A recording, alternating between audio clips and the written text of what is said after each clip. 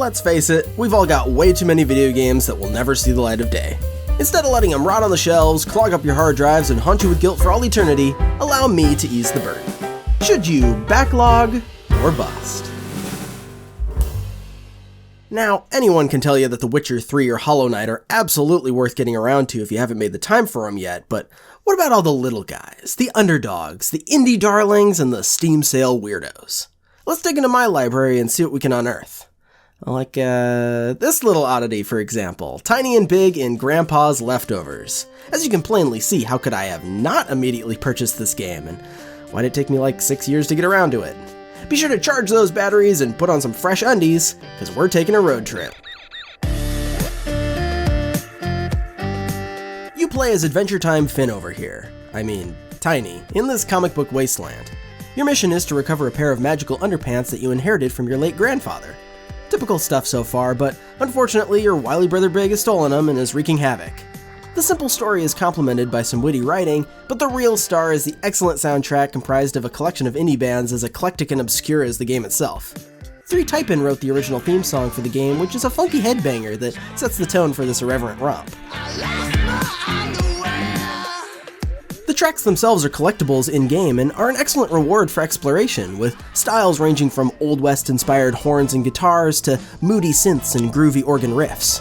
The track list is a little repetitive early on when you only have a handful of cassettes to rotate, but I genuinely love the adventurous tone while combing ruins and scaling giant structures.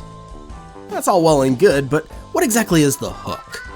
Well, besides the actual hook that lets you lasso and pull objects, there's the rocket for pushing large blocks away, and the coolest tool, the laser.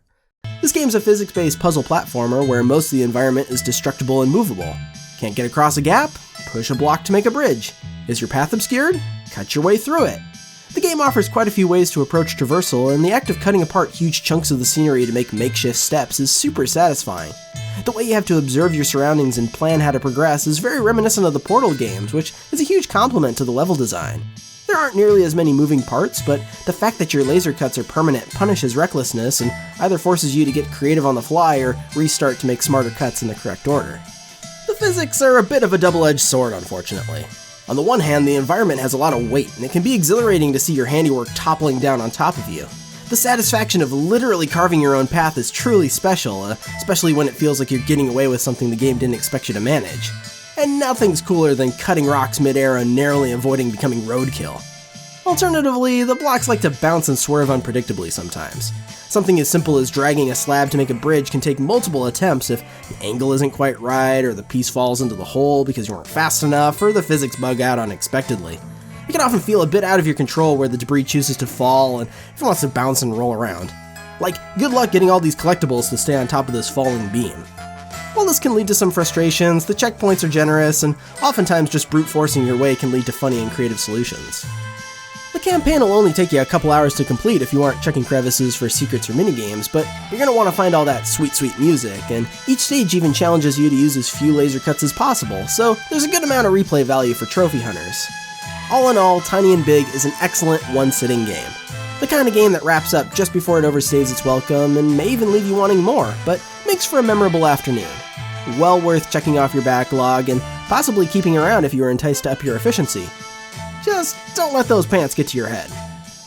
And while you're here, be sure to subscribe for even more obscure titles. The old backlog's always getting bigger and we've only just started chipping it away, so remember to keep it clean out there and I'll catch you in the next one.